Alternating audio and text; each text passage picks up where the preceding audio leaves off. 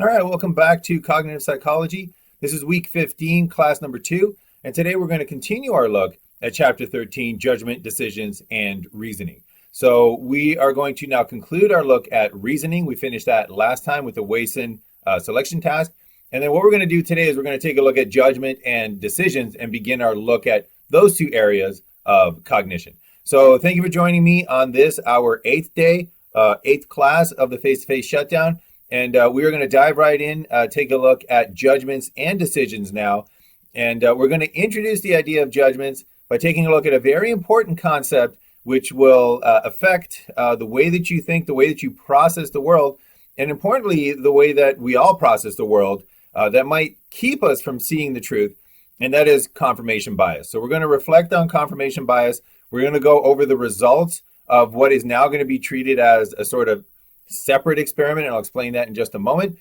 But we're going to go over the confirmation bias, and then we're going to take a look at normative or prescriptive versus descriptive decision making, and we're going to analyze that a little bit by going through some examples, going through some challenges. The first one being the pirate game, and then the second one we're going to take a look at is the dollar auction, and end our look today at a real-world application where decisions and judgments kind of went off the rails because of the very normal, very regular processes that occur in our mind. So let's jump in with a look at confirmation bias. So confirmation bias is going to come into the realm of judgments. How do you judge information? How do you judge whether or not you're going to believe something or you're not going to believe something? So confirmation bias is a phenomenon that psychologists have identified, and it is our natural tendency. It's our instinct. It's our impulse to search for and interpret information in a way that confirms our own beliefs. So we tend to want to confirm our own beliefs. So we will search out information that confirms our own beliefs. And when we're given the same piece of information as somebody else, we will oftentimes take that information and interpret it in a way that confirms our own beliefs. So basically, there are mechanisms in our mind that sort of protect our beliefs and insulate our beliefs. And we tend to want to read about, seek out information that fits what we already believe so that we can confirm our own beliefs, confirmation bias. And also when we're presented with information, we will interpret that in terms of confirming our own beliefs. And that is also confirmation bias. And this is something that has come to light and become very important recently with the explosion of social media, with the explosion of the amount of information that we have access to. So you probably have heard of the echo chamber effect. And these are effects that you'll find on Facebook, Reddit, other places where you can get information from different groups. And what they found was that people tended to navigate, or they tended to go to groups, gravitate towards groups where the people held similar beliefs. So if you go to different Facebook groups, it's all people that tend to have the exact same beliefs and will echo each other's beliefs back to themselves. If you go to different subreddits, it's populated with people that have all the same beliefs and will echo those beliefs back to themselves, hence the idea of the echo chamber. And those just naturally form. Those groups just naturally form, partly because of this confirmation bias, our tendency to seek out people and information that confirms what we already believe. And that has led to an increase, a large increase in phenomenon that are supported by confirmation bias, phenomenon such as conspiracy theories, which are supported by only taking a look at a portion of the information that is being presented. So if you believe in a flat earth, if you have conspiracy theories about the hollow earth hypothesis and the reptilian overlords that are ruling our world, all of these conspiracy theories can be spread and are spread more easily because of confirmation bias, because they require focusing only on a few details or subsets of information that confirm the idea that you already have, rather than looking at all of the information that is presented. This is especially true in racism and sexism and basically all the other isms. So rather than taking in all the information that we have about a particular race, we will tend to focus on those particular instances that confirm what we already believe, that might confirm a stereotype. So somebody with a racist stereotype of, let's go with one of the classic racist stereotypes, that black males are more violent than other races. If you have that belief, then your mind will naturally ignore every single story you see of a non-violent black male in the media, and it will gravitate towards and interpret very heavily every story you see about a violent black male in the media, hence perpetuating those racist ideas. And the same things occur with sexisms and all the other isms.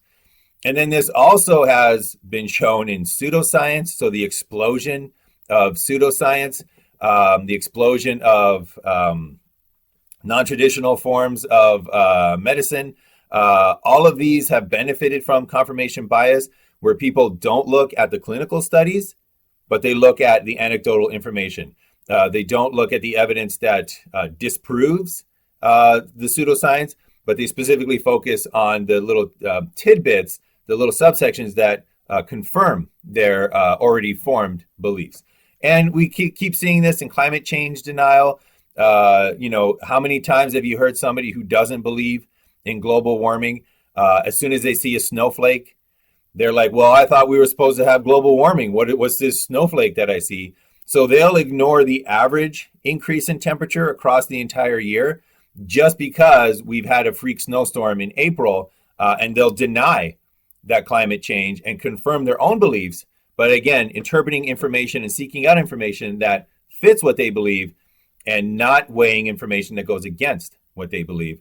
So this is a very important thing to understand and grasp for two reasons. Number one, it's a human behavior.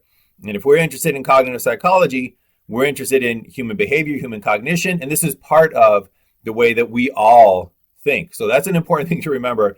We're all susceptible to confirmation bias. And that brings us to point number two, because we're all trying to do our best to get to the truth about psychology, to get to the truth about how our mind works. So these confirmation biases can affect us and thereby limit our progress in psychology.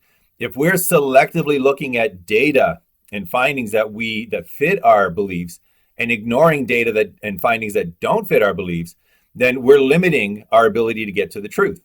And if we're limiting our ability to get to the truth, we're limiting progress in psychology, and that's not a good thing. We want to get to the truth. We want to find out what is really out there. We might be wrong. Our beliefs might be disproven, but that's what we're trying to do in psychology. We're not trying to prove what we believe. We're trying to find out if what we believe is actually true, or more importantly, if what we disbelieve is actually true. So in a previous semester, I apologize, we weren't able to do this semester because of the face-to-face shutdown. But in a previous semester, I did a little in-class experiment with my students. And what we did was we tested their confirmation bias as it pertained to the gender pay gap. So the gender pay gap has it has multiple sources of why the gender pay gap exists. So the gender pay gap, for those of you that might not be familiar with that concept, the gender pay gap is the idea that in our society, women are paid less than men. So on average, women make less money than males do for doing the same type of work, for doing the same jobs. That's the idea about the gender pay gap. How much the gender pay gap, how much of it actually exists has varied depending upon how you measure it. But most people would agree that there is a gender pay gap. The question, though, that's a very important question to address is, where does this gender pay gap come from? What is the cause of the gender pay gap? Because most people can agree that the gender pay gap is not a good thing. We want to get rid of the gender pay gap. So how do we do that? Well, we figure out what's causing the gender pay gap. And this is where a huge debate has been raging, because there are people that believe, that have a theory that the gender pay gap is explained by the work choices that men and women make. So there's no sexism that is causing this gender pay gap. It's simply because women work in a certain way and men work in a different way. Women choose to work in a certain way and men choose to work in a different way. And the choices that women make lead them to earn less money than the choices that males make, which leads them to earn more. So that's one possibility in terms of where this gender pay gap is coming from. So that is the choices theory. We're going to call all of those theories about what is causing the gender pay gap that boil down to the different choices that men and women make. So nothing to do with sexism, just a different way that they choose to work. We're going to call that the choices explanation of the gender pay gap. There's another group of explanations, and these fall into what I will refer to as the sexism theories of the gender pay gap. So this is the idea that the difference in pay has to do with the sexist nature of the institutions, the sexist nature of our society. So here, for example, is an article, Women Ask for Raises and Promotions as Often as Men, indicating that the choice to ask for a promotion is equal, but they do receive less, indicating that the system is sexist. So there's a whole bunch of theories that posit that is the reason why there's a gender pay gap. It's not the choices of women versus men. It's the sexism that is built into our industries and our society and our pay structures. So those are the two possible explanations. So one of them, choices, is driving the gender pay gap. The other set of explanations, sexism, is driving the gender pay gap. So what I asked my students to do in a previous class was I asked them, how much do you believe, personally, how much do you believe that the gender pay gap is due to sexism in the workforce versus the choices that women make? And there was a sliding scale where they could choose the percent out of 0 to 100 that they believed was due to sexism and how much they thought was due to the choices that women make. So they could choose it like 100%, it was all due to sexism. They could choose it 0%, all due to sexism. They could say, you know what, it's mostly sexism, like 75%. But then, yeah, sure, there's 25% that's due to, the choices that women make. So it was up to them how much they would assign to sexism being the cause of the gender pay gap versus the choices that women make being the cause of the gender pay gap. So that was the question that I had them answer. However, I had them answer that at two different times. I had them answer that before they read one of the articles that I just showed you. So just kind of backing up here real quick. So I either assigned them to read this article, Harvard Study, Gender Pay Gap Explained Entirely by Work Choices of Men and Women, which outlined the basic theories of the choice argument for gender pay gap. And then half of my students read this article, Women Ask for Raises, Promotions as Often as Men, but receive less, which goes over the sexism theories for the gender pay gap. So before they read those articles, I asked them to rate what is the percentage of sexism, what percentage of the gender pay gap is due to sexism. So what is your belief in terms of the percentage of the gender pay gap that is due to sexism? And I measured that before they read the articles. And then I assigned half of them to each article and measured that again, seeing if reading the article would shift their judgment, seeing if reading the article, reading this new information would shift the percentage of the pay gap that they thought was due to sexism. And notice that one of those articles, the choice article, should shift a judgment towards less sexism. And the other one, the sexism article, should shift your judgment towards more sexism because that's the evidence that they were presenting. So again, that was a question that they were asked. How much do you believe that the gender pay gap is due to sexism in the workforce versus the choices that women make? And again, what was their percent of sexism before reading the article? And then half of them read the article that was in favor of the choices theory of the gender pay gap. The other half read the article that was in favor of or in support of the sexism gender pay gap theory. And then I measured their sexism after reading the articles. And what we're looking for here is we're looking for confirmation bias. We're looking to see if students would ignore the article if it didn't conform to their beliefs, and they would prefer to accept information that did conform to their beliefs. So that's what we're looking for and let's see what we found. So we're going to take a look at the choices article first. So this is data from the students that judged how much they thought the pay gap was due to sexism before reading that choices article that said that pay gap is due to choices alone between men and women, and then after reading the article. So on the x-axis there, we have their initial their percent sexism before reading the article. And then on the y-axis there, we also have their percent of sexism before reading the article. And I'll explain why those two are the same in just a moment. Actually, that moment is here, so I'll explain it right now. So what we have here is we have sexism before reading the article. So on both of these axes, we have sexism before reading the article. And what that allows us to do is it allows us to plot this straight line, and that's going to be our control condition. That's going to be the straight line that's our control condition. So what we can see here is that we have a variety of opinions before any article was read. So this is a nice measure of the personal beliefs that people had before reading the article. And you can see that it goes as low as 20%. So one student believed that the gender pay gap was 20% due to sexism in our society. And you can see it goes all the way up to 100%. One student in our study, actually a few students in the study, thought that the gender pay gap was 100% due to sexism in the workplace. So that kind of shows you the degree of sexism, the personal beliefs prior to reading the choices article.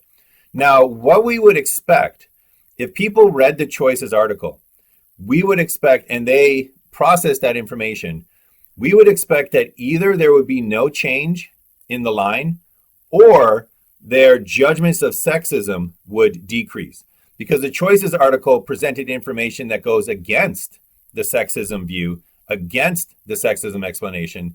So if you took in that information and processed it, your percentage of your belief, your percentage of how much you believe the pay gap is due to sexism should go down. On the other hand, if we have confirmation bias going on, then it should either stay exactly on that line, or you can also get reactants where people go even harder towards the opposite belief system. So what is it that we found? Was it confirmation bias where everybody stayed on the line?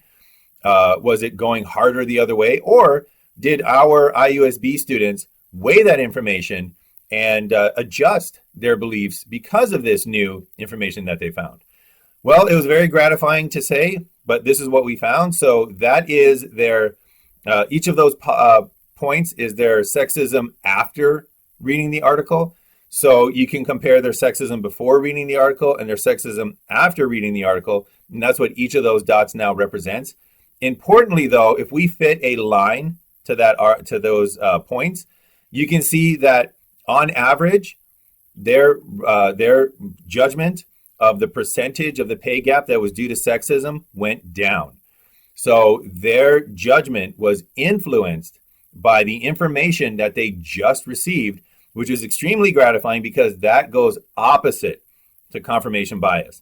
So you should be very, take comfort in the fact that even though we naturally have this confirmation bias system, these mechanisms in our mind that make us seek out and interpret information that fits our own beliefs, here at IUSB at the very least, you have learned many of the critical thinking skills. You have learned to be open-minded, and you have learned to weigh information and think critically about it so that we didn't see that confirmation bias when we analyzed the results of the choices article. So what about the sexism article? So same thing as before. We asked students before reading the sexism article, the article that provided evidence that the pay gap is due to sexism in the workforce. Before they ever read that article, we asked them, what is your belief? What is the percent of sexism, percent of the pay gap that is due to sexism? And as you can see for the results here, we again have a wide variety, actually a wider variety than in the previous sample. So there are some students that believed it was 0%, that 0% of the pay gap is due to sexism. It's all due to choices. And we had students going all the way the other side, that 100% of the pay gap was due to sexism and none of it was due to choices. And this time, after reading the article, if they've weighed the information, if they took in that information and were willing to say, you know what, based on this new data, maybe I was wrong, I'm going to adjust my beliefs. What we would expect this time is that the percentage of the pay gap that is attributed to sexism increases. So it should go the opposite way than what we found before if there is no confirmation bias. And again, we found exactly that. So once again, we can fit a line and you can see that on average, the opinions that students have about what is the percentage of the pay gap that's due to sexism increased after they were presented with information that supported the idea that the pay gap was due to sexism. So once again, this was very gratifying as an educator, as somebody that works here at IUSB. You should be very comforted in the fact that the work that you've put in, the readings that you've done, the mental exercises that you've done have equipped you very well to get to the truth, because both of these results were the opposite of confirmation bias, and both of them went in the correct direction in terms of the effect that the article should have had on the opinions of the people that read them. So that idea that confirmation bias is that impulse to search and interpret information that confirms to one's own beliefs, we did not see that in our students here at IUSB when they were presented with the choices article. So that made them believe less in sexism as the cause of the pay gap. And we did not see confirmation bias during the for the students that read the sexism article, because that made them believe more that the gender pay gap was due to sexism. So we saw no confirmation bias, or at the very least, it wasn't predominantly confirmation bias. There might still be a little bit, but the direction of the change was not was against what confirmation bias would have expected. So even though we do have that tendency to search for information and interpret information that confirm our own beliefs, even though for many of us, you might have read, or my previous students would have read that article, and their natural instincts would have been to say, this article doesn't conform to what I believe, so I'm just going to reject it. Instead of that, we have been trained to overcome that confirmation bias.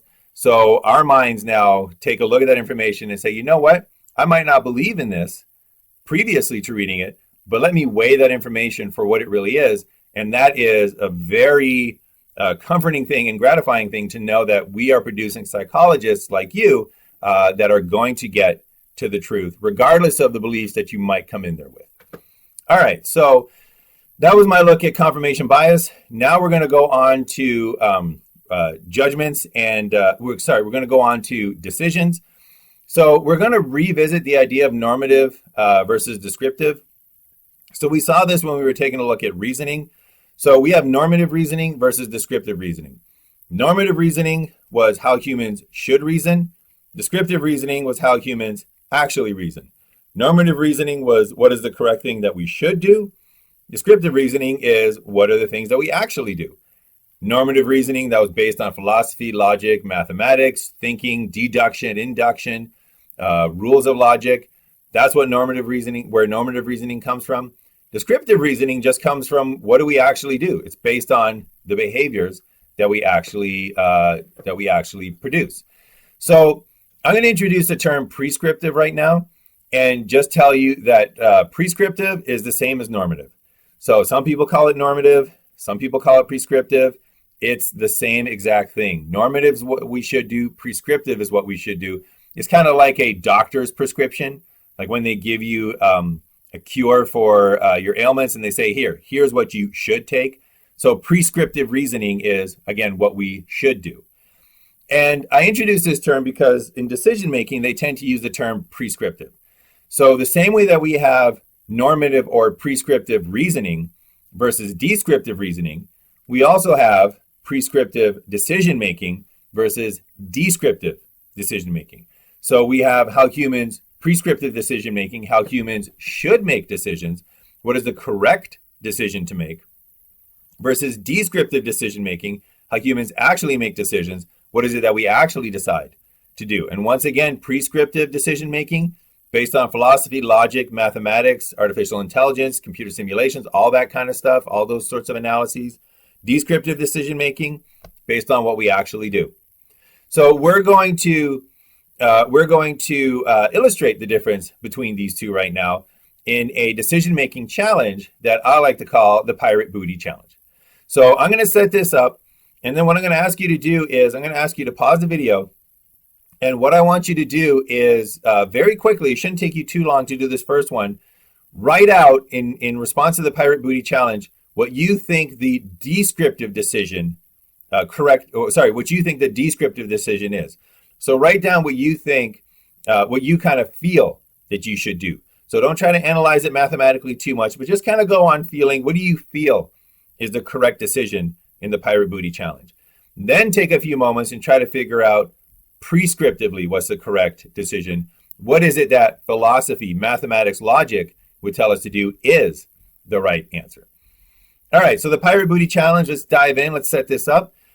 So there are 5 rational pirates, and just for purposes, we're going to call them Pirate A, Pirate B, Pirate C, Pirate D, and we got Pirate E.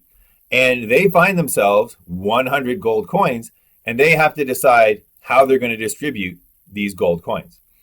Now, these pirates, they have a strict order of seniority. A is superior to B. So A is the captain of the ship. She is the top dog. She is the top pirate. A is superior to B. B is superior to C. C is superior to D. And then D is superior to E. So they got a very strict hierarchy. A is on the top, B is second level, then C, then D. And all the way at the bottom, we have our 5th pirate, we have Pirate E. So in the pirate world, they have pirate rules. And the pirate world's rules of distribution are thus. The most senior pirate should propose a distribution of coins. So Pirate A gets to propose how they're going to distribute those 100 coins. She gets to come up with a decision. The pirates then, including the proposer, vote on whether to accept that distribution. So she comes up with a distribution of the 100 coins. She says, I'm going to keep this many. Pirate B, you get this many. Pirate C, you get this many. D, I'm going to give you this many. And E, you get this many. And then she says, vote. We're going to take a vote, 5 votes total, and it's going to be majority rules. So if the proposed allocation is approved by a majority or a tie vote, so remember, majority or tie, then it happens. So if 3 out of 5 people in this situation vote on the allocation, then the gold coins are handed out, and that's how many gold coins everybody has. If not, though, if you don't get a tie or a majority, then the person who proposed the allocation is thrown overboard from the pirate ship and dies. And then the next most senior pirate makes a new proposal, and you start again. So if they reject the proposal from A, then A gets thrown overboard, and then it's up to B. And B says, hey, how about this allocation? And they vote again. And if B doesn't get at least 2 out of 4 votes, she gets thrown overboard, and then it's Pirate C. And Pirate C says, hey, out of the 3 of us, how about this allocation? And it keeps going until it's approved by either a majority or a tie vote. So that's the setup. The last thing we need to know for this challenge is, how do these pirates think? So get into the mind of these pirates, because they base their decisions on 3 very strict rules. So the first rule, or the first factor, is that first of all, each pirate wants to survive.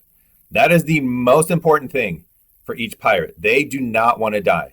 So they are not going to propose an allocation that's going to get them thrown overboard. They don't want to do that. So that's their top goal. Do not die. Do not get thrown overboard. Their second goal, because they're greedy, is that each pirate wants to maximize the number of gold coins that he or she receives. So they would love to get as many gold coins as they possibly can, right? They don't want to die. That's first and foremost. But secondly, they want to get as many gold coins as they can. They're greedy, right? They would rather get more and everybody else get less. So that's the second one. Each pirate wants to maximize the number of gold coins that they receive. And then finally, each pirate would prefer to throw another pirate overboard if all other results would otherwise be equal. And what this means, if B knew that if she threw Pirate A overboard, I'll just put some numbers on this. Let's say that Pirate A gave B 20 coins, and B knew that on her very next turn, she would still end up with 20 coins. She will vote against that distribution to try to throw Pirate A off. So as long as you get the same amount of money or more, you're going to try to throw one of the pirates off, the pirate that is proposing your allocation. So rule number one, the pirate wants to survive. Rule number two, they're greedy. They're trying to get as much gold as possible. Rule number three, they're bloodthirsty. As long as they're not going to lose money, they're going to vote an allocation down and try to throw the pirate overboard. So those are the rules. Now here's your challenge. What allocation of gold coins would allow Pirate A to survive while she maximizes her take? So your challenge is to figure out, how are you going to distribute these 100 gold coins amongst these 5 pirates? How much are you going to take for yourself? So you're Pirate A, put yourself in her shoes or her boots. How much are you going to take for yourself? And then how much are you going to distribute to each of the other pirates? And be very specific how much you give to B, C, D, and E, because remember, they have that hierarchy, in order that you get at least 3 out of 5 votes. And the criteria here is that you must survive. So you need to get those 3 out of 5 votes. So there you have it. There's a situation. So at this point, pause the video to try to solve it. And remember, you're trying to do 2 solutions. The first solution, go by feel. Just kind of say, you know what, I kind of feel that what I would do is I would keep this many coins for myself, and I would distribute the remaining coins in this manner. So kind of do one by feel, and then try to use logic and mathematics and philosophy and just kind of analyzing the situation and see if you come up with a different solution. So basically do a descriptive solution first, kind of what do you feel would be the right answer, and then try a prescriptive solution. What do you think logically would be the correct answer? And we'll see what the differences are. So at this point, please pause the video, do that challenge, write it down. Make sure that you write it down. Otherwise, you might convince yourself that you knew the answer all along. And I guarantee you probably will be extremely surprised. That's my only clue. So at this point, pause the video and then come on back when you have your descriptive, what you feel you should do, and prescriptive, what you think is a correct answer for the Pirate Booty Challenge. All right, so welcome back. I hope you got your answers ready, because what we're going to do is we are going to take a look at the prescriptive answer and then see if it differs from, number one, your prescriptive answer, and number two, your descriptive answer. So let's take a look at the Pirate Booty answers. So one of the things about this problem here, this challenge here, is that it's very difficult to analyze if you're analyzing all 5 pirates at the beginning. So this is another example of that restructuring of a problem in order to solve it more easily. Because if you start with 5 pirates, this problem becomes very difficult to solve. But if you restructure it and you work backwards, it becomes much more straightforward. So that's what we're going to do. We're going to assume that we're at the final allocation and only Pirate D and Pirate E remain. So Pirate A put in an allocation, she got thrown overboard. Pirate B put in an allocation, she got thrown overboard. Pirate C put in an allocation, he got thrown overboard. Now it's just down to Pirate D and E. So in this case, remember that if it's a tie for the allocation, then the allocation is approved. So you only need, in this case, 1 vote, right? 1 out of 2. So because of that, Pirate D, who has seniority over Pirate E, he gets to put in a proposal. And what do you think he's going to propose if he only needs 1 vote? Well, he's going to propose that Pirate E gets 0 coins, and he's going to take all 100 coins. So he's going to put that proposal to the vote. Well, sure enough, Pirate E is going to say nay, but Pirate D is going to say aye, and the allocation is going to stand. And Pirate D, so it's a tie. The allocation is going to stand. And the final outcome of this situation is going to be that Pirate E gets 0 coins and Pirate D gets 100 coins. So this is an excellent situation for Pirate D. And Pirate D is going to do whatever they can to get to this situation where there's only 2 remaining. But notice this is a horrible situation for Pirate E. Pirate E gets nothing. and there's nothing he can do about it according to the pirate world's rules. Nothing he can do about it except one thing, and that is don't let it get to just 2 pirates. Don't let it get down to just D and E. So Pirate E is rational, and he knows he cannot let the vote just get down to him and Pirate D. So what he's going to do is he's going to take anything better than 0 coins on the previous round. So he will take anything that improves his situation on the previous round, anything better than 0 coins. And not only does he know this because he's rational, and D knows this because he's rational, but more importantly, Pirate C knows this since he is also rational. So now we rewind it and we go back a step to when there were 3 pirates. So in this case, there's 3 pirates, and Pirate C is going to propose the following. Pirate C is going to say, you know what, Pirate E, I'm going to give you a coin. 1 whole coin out of 100 coins. You get 1 gold coin. Pirate D, you get nothing. I'm going to give you 0. And I'm going to keep the other 99 coins. Let's put this allocation to a vote. What's going to happen? Well, Pirate E is going to say aye, because I can do that better. Aye. He's going to say aye. So Pirate E is going to say aye, because he knows if he votes this down and Pirate C gets thrown overboard, next round he's going to get 0. 1 is better than 0. So he's going to take this. He's going to say aye. Pirate D is going to say nar, because 0, he's getting 0. Anything would be better than that. Plus he gets to throw C overboard if he votes this down. So he's going to say nar. And then Pirate C is going to say aye, because he's getting 99 coins. So look what we have here. We have the final result of a majority. It's a majority approval. The allocation stands. And your final allocation is that Pirate E is going to get 1 coin. So better than he did when he went down to the 2 pirate final situation. Pirate D gets 0 coins, and Pirate C ends up with 99 coins. Now notice that now this is a horrible situation for Pirate D. So Pirate D cannot let it get down to only 3 pirates. And because Pirate D is rational, he knows that he can't let it get down to him, Pirate C, and Pirate E. He cannot let it get down to only 3 pirates. So he will take anything better than 0 coins on the previous vote. And because Pirate D is rational, he knows this. But more importantly, Pirate B also knows this because she is also rational. So we go 1 step back now to when there were 4 pirates remaining. And in this case, B is the one doing the proposing. So B decides, you know what, I only need 2 votes. So what I'm going to do is I'm going to give Pirate E 0 coins because I don't need his vote. I'm going to give Pirate D 1 coin because if I get thrown over, Pirate D knows that he's going to get 0 coins on the next round. So if he wants 1 coin because he's greedy, and that he is, remember that's rule number 2, Pirate D is going to take this. He's going to take that 1 coin. Pirate C, I don't need him, so I'm going to give him 0 coins, and that's going to leave me with 99 coins. So this goes to a vote. Pirate E is going to say, you know what?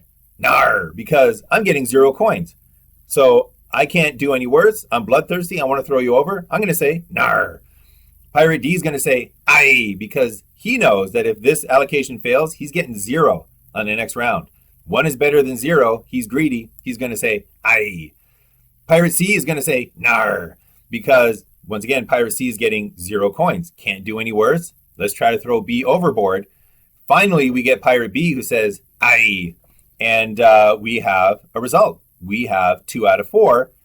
That result is a tie. So the allocation stands. And the final allocation is that Pirate E gets 0 coins. Horrible result for Pirate E. Pirate D gets 1 coin, better than he would do the next round. Pirate C gets 0 coins. Horrible result for Pirate C. And then Pirate B gets 99 coins. So this is horrible for Pirate C and Pirate E.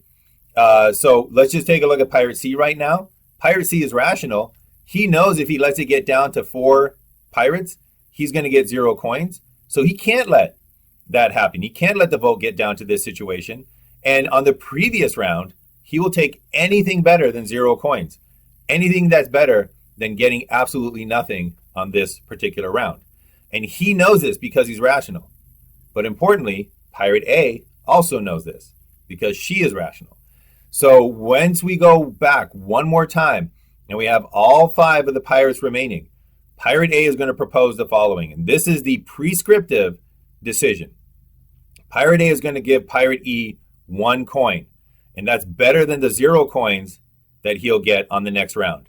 Pirate D gets 0 coins because she doesn't need Pirate D.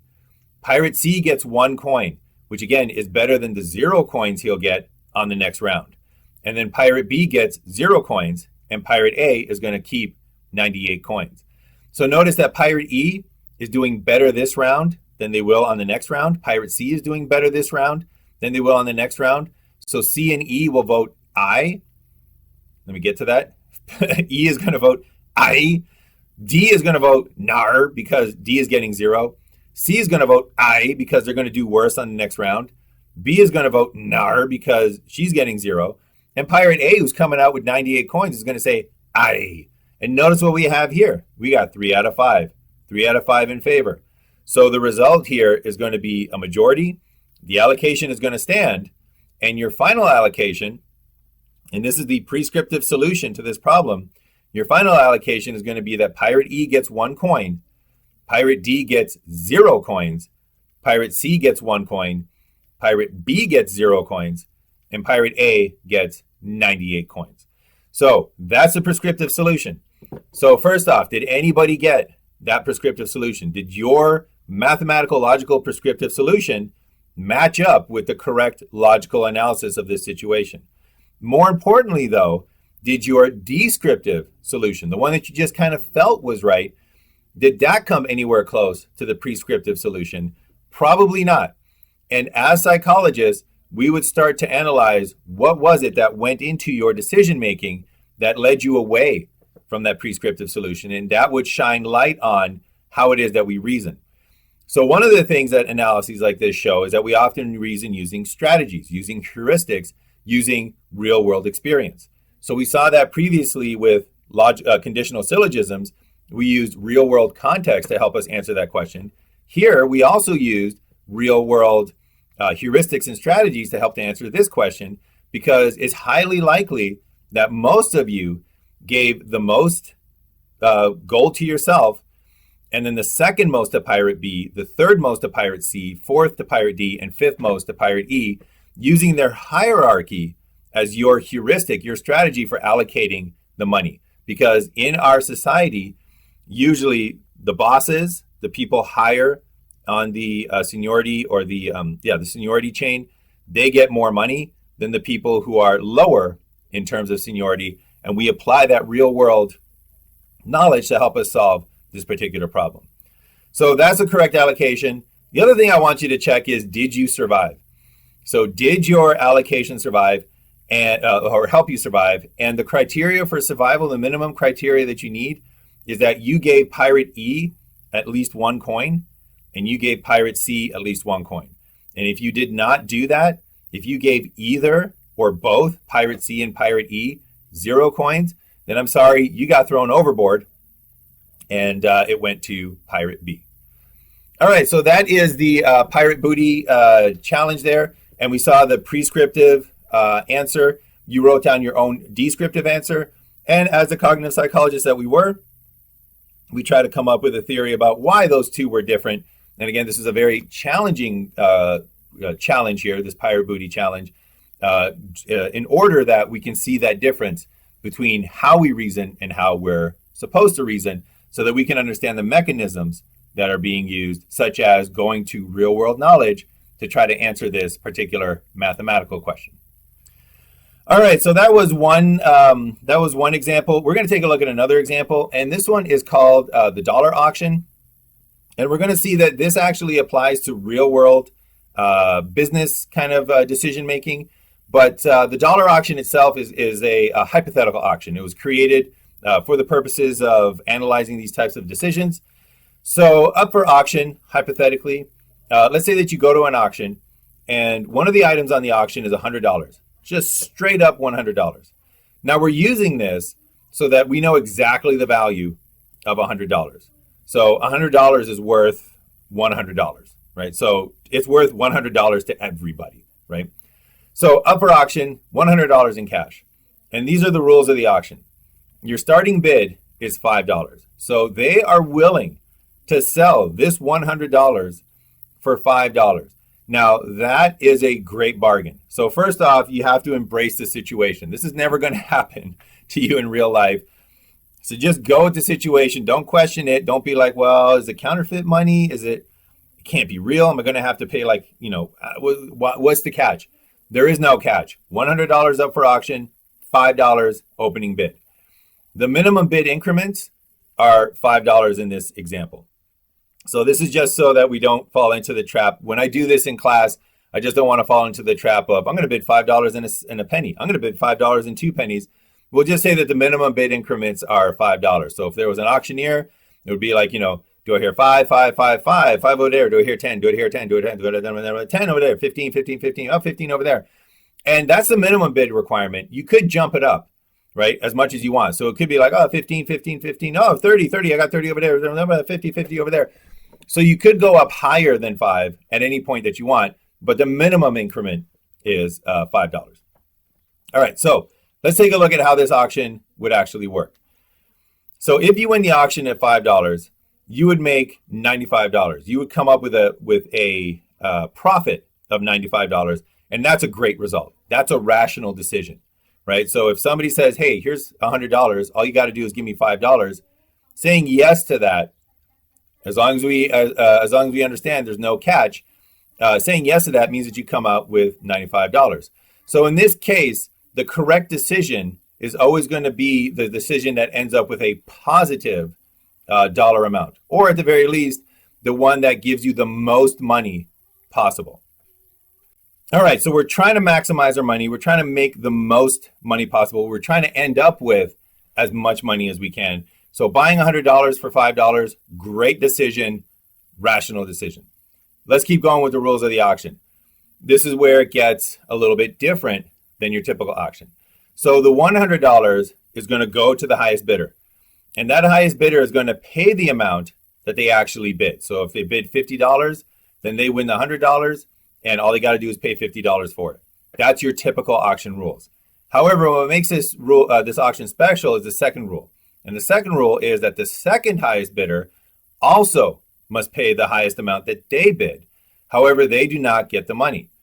So if somebody bid $50 and then won the $100 with a bid of $50, the person who bid $45 has to pay $45 and gets nothing. So they just straight up lose their second highest bid. So normally if we were in class, unfortunately we can't do it here, we would open up the auction and we would have this auction in class. We would start to bid, starting bid at $5. So for this, what I would like you to do is I would like you to take a moment, again, pause the video and think about this for a moment.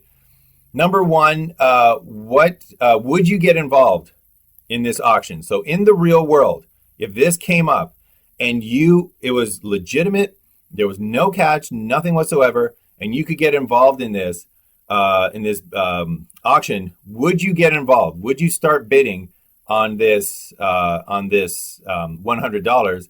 And then importantly, think about if you can figure out a situation where you would rationally make the correct decision to pay more than $100 for this $100. So paying more than the money is worth, how could that ever be rational? Try to figure that out, pause the video, and come back, and we're going to take a look at how that could be rational. All right, so did you figure out a reason why paying more than $100 for this $100 auction item might be the rational decision? Would you get involved in this dollar auction? Well, let's take a look at how this actually works and why this very weird situation that does happen in the real world, by the way, and we'll take a look at that in just a moment.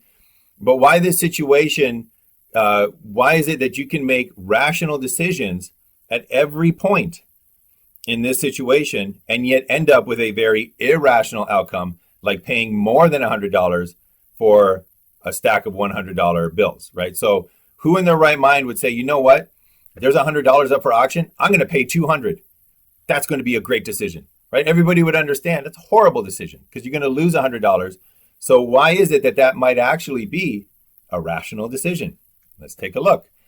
So here we have the situation. First bidder comes in and says, $5. I'm bidding $5 for that $100. Somebody else comes in and says, $10, right over here, $10. I got $10. So if the auction ended right there, if the auctioneer was like, all right, $10, going once, going twice, sold, to the second bidder for $10, what's the results of this particular auction? So we're only going to concentrate on two bidders. And we're going to do this to keep it simple. In a real world auction, you would have tens of bidders at the very least. So we're going to only concentrate on two just so we can kind of see exactly what's going on. What's the results of this if the auction ended right here? Well, bidder number one, they're out $5 because remember, they have to pay what they bid because they're the second place bidder, but they get nothing. So if the auction was to end here, they would lose $5. The second bidder came out great. They just made $90. They had to pay $10 to get $100. So they just came out with a great situation. They made $90. So as far as they're concerned, they would love the auction to end right now. But the first bidder has a choice. So the first bidder could either do one of two things. They could either quit, in which case they lost $5, say goodbye to that $5, or they could bid $15. And if they win on their next bid of $15, they would end up making a profit of $85. So what's the rational decision right here, right now? If you quit, you lose $5. If you go up one more bid to $15, you're going to make $85. In this moment, the rational decision is to maximize your money. The rational decision is to maximize your outcome. And in that case, it's bidding the $15. So the first bidder makes that rational decision and says, you know what, I'm going to bid $15. Now, what happens if the bidding ends right now? What happens if the auctioneer is like going once, going twice, sold to the first bidder? Well, in this case, the first bidder does great. First bidder now has made $85 because they get $100 and all they have to do is pay $15 for it. That's a profit of $85. Well, look at what happened to bidder number two. They've lost $10. So now it's up to bidder number two in terms of what do they want to do. And once again, they have to make a choice. They can either choose to quit right now, in which case they're going to lose $10, or they can increase their bid, in which case they'll bid $20, and now they will make a profit of $80. Once again, in the moment between those two choices, bidding $20 is the rational choice because that is a choice that leads to the greatest gain. That is a choice that leads to the greatest money. So let's go back and forth between bidder number one and bidder number two, and they're having their little bidding battle. And we're going to fast forward to the bid of $85. So now it's really getting heated. Now it's really getting to the end game. So the first bidder bids $85. Second bidder comes over the top and says, you know what, $90 right here, $90. If the auction ended right there, what's going to happen? Well, your first bidder is going to be out a whopping $85, right? They're going to lose $85. Your second bidder now is going to make $10. So they're going to pay $90 to get $100. So it's still a good outcome for the second bidder. But notice that the first bidder is losing $85. So once again, they have that choice to make. Am I going to lose $85 because I'm going to quit now? Or do I come over the top once again and I bid $95? If I quit, I lose $85. If I bid $95 and win, I'm going to make $5. In the moment, once again, bidding is the rational decision. It leads to the most the highest monetary outcome, in this case, making $5.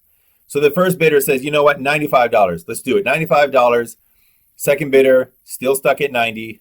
If the auction ended here, first bidder makes $5. Second bidder has to pay the $90. They're out $90. And this is where it shifts into weird and wild, wacky territory. Because now the second bidder is sitting there going, oh my goodness, if I quit right now, I'm in the hole for $90. But if I bid one more time, if I'm willing to pay $100 to win $100, I'm not going to make anything, but that's better than losing $90. So once again, the rational decision here is to bid because losing nothing is better than losing $90. So the second bidder comes over the top one more time, and the results if the auction ended right now is that the first bidder would be out $95 and the second bidder would be breaking even. So if the auction ended here, that would be the result. And the second bidder would have done a really weird thing. They would have paid $100 to get $100. It's not the greatest outcome. It's not the worst outcome. It's literally a break-even outcome. But it's about to get even weirder because look at the situation that the first bidder is in. The first bidder is sitting there going, oh my goodness, if I quit now, I'm going to lose $95. That's a huge loss. But wait a second. What if I come over the top one more time and I bid $105? If I have to pay $105, but I get $100 in return, I'm only losing $5. Losing $5, way better than losing $95. So even in this lose-lose situation, the rational decision is to try to lose the least. And that is to bid the $105. So the first bidder comes over the top one more time. And if the auction ended here, the first bidder would be out $5. The second bidder would be out minus $100. And I'm sure by now you can see the pattern. The second bidder is going to say, oh my gosh, if I quit, I'm down $100. But if I come over the top again and I bid again, I'm only going to be losing $10. Losing $10 is better than losing $100. And they're going to come over and they're going to bid $110. So now each bidder looks like they're completely irrational because they are bidding over $100 to win $100. And that is not a rational decision, to say the least. But they've both been driven there by making completely rational decisions at each stage of this auction. So if the auction ended here, the first bidder would be out $105. The second bidder would only be out $10. And as you can imagine, this can keep going on and on and on. And logically, this would go on forever because it is always better to come over the top and bid more. That always gives you the best outcome. Incidentally, there is a little trick to coming out on top of this auction. I will leave that up to your own sort of prescriptive decision making, but just know that it involves bidding more than increments of $5. That's a clue that I'm going to give you. Let's actually see. I'm about to give the answer as well, but let's see if you can come up with that answer. So once again, pause the video and see if you can find a strategy where you could come out with a positive gain and make it irrational for anybody else to bid against you. So pause the video. Let's see if you can come up with that prescriptive strategy. All right, so did you figure it out? Did you figure out how you could end this bidding war and how you could put an end to this almost never-ending increase in the amounts that you would bid rationally in each moment? Well, the solution there is to put it so that a new bid is irrational. And the way that you do that is you bid $95 more than the last bid. So if the first bidder bid $20 and the second bidder goes $95 over the top and bids $115, the results of this will be that the first bidder, where are my results? Let's get to that. The results of this is going to be that the first bidder loses $20 and the second bidder is going to lose $15, right? Because the first bidder has to pay their $20. They don't get any money. The second bidder is going to lose $15 because they bid $115, they got $15 back. They're in the hole for $15. So what is the first bidder now? What's their decision? Well, if they quit, they're going to be out the $20 that they just bid. But notice that they come over the top, they're going to bid $120 and they're still going to lose $20. So there's no gain from any further bidding. So if you go $95 higher than the last bid, you can put an end to the bidding. And that leads us into our best strategy for this, which is to bid $95 from the start. So as soon as the auction is open, as soon as that auctioneer says, all right, the auction is open. Do I hear five? Anyone five? Five. You put your hand up and you go $95. My opening bid, $95. And if you do that, you are going to gain $5 because anybody coming over the top of you is going to be making an irrational decision because there's nothing to gain because of your $95 increment from the starting bid. All right, so that was a dollar auction. As you can see, prescriptive and descriptive kind of behaviors there. But the prescriptive strategy of bidding $95 higher than your previous opponent. And also notice that the prescriptive strategy, the correct rational decision at each stage, led to a completely irrational overall decision. So making a rational decision at each stage of the auction led people to make higher than rational bids, bidding more than $100 for a $100 prize. And you might say to yourself, well, this is something that, this is a very contrived auction. I've never been to an auction like this. When is this ever going to be the case? And as it turns out, this often occurs in business. So scenarios like this often occur in the real world, often occur in business situations. And it occurs when somebody's gain in a situation is another person's loss. And oftentimes in business, when there are scarce resources, when there are scarce resources for investment, scarce investment opportunities, sometimes one person's gain will be another person's loss, and that sets up this dollar type auction situation, which can set up some very irrational behavior. And a great example of this comes from the world of television back in the day when there was only 3 channels. So hard as it is to believe right now, there was a time in the United States where there were only 3 broadcast networks. So you had ABC, and there's their logo from back in the 60s. You had CBS, and you had NBC, which was presenting in RCA color. Check out those peacock feathers. So those were the 3 networks. That was it. That was your only game in town.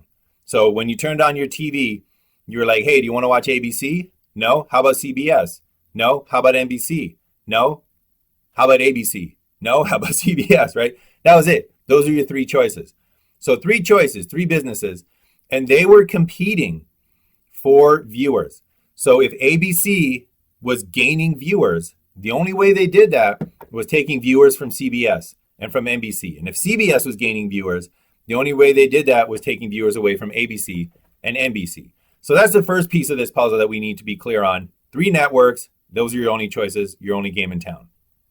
Second thing we have to realize is that this was a time before home video. And before home video, movies on TV were a huge event. It was the only way that you were going to see these movies that you missed in theaters unless they got re-released. So these networks were doing anything that they can to procure and secure the airing rights to these movies. And the story that we're going to take a look at comes from a movie called The Poseidon Adventure. And The Poseidon Adventure is a disaster film where a boat flips over, and then it's up to the people there to try to survive, to try to get off the boat. And it was a huge hit. It's got a who's who of actors from that era. So we got Gene Hackman, we got Red Buttons, Roddy McDowall. You might remember him from Planet of the Apes and various Twilight Zone episodes. So Shelley Winters, and it even had Leslie Nielsen in a dramatic role as the ship's captain. I mean, Leslie Nielsen, comedy superstar, in a dramatic role. Surely you can't be serious. All right, I got a setup for this. Bear with me one time.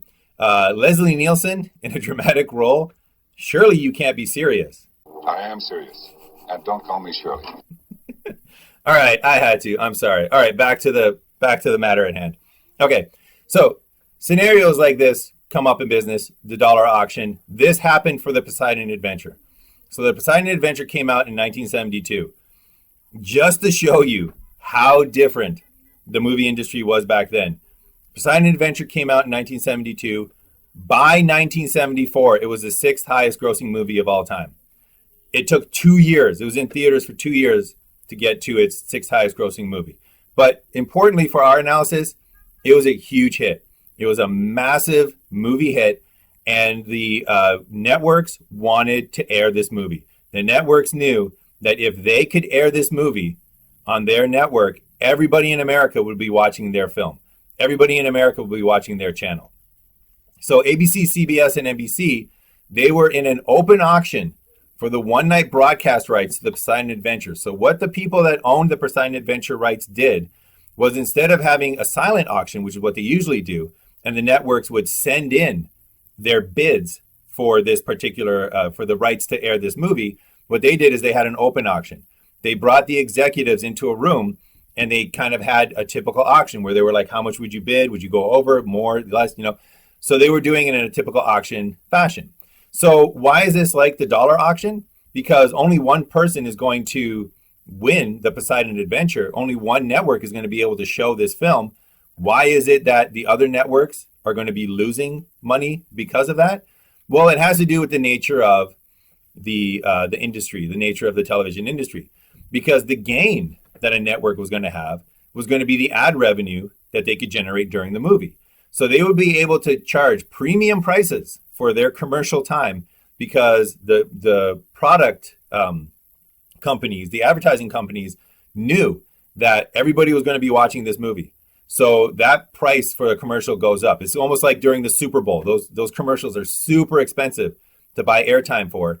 So the network that gets the Poseidon Adventure is going to be able to charge huge amounts for its commercial time. That's going to be a huge gain in terms of dollars for that network. But why is it a loss for the other networks? Well, the other networks are going to lose ad revenue because of that competition. So if you know that this movie is showing on ABC, as an advertiser, you're not going to pay CBS for their airtime, for their commercial time during the Poseidon Adventure, because you know nobody's going to be watching that channel.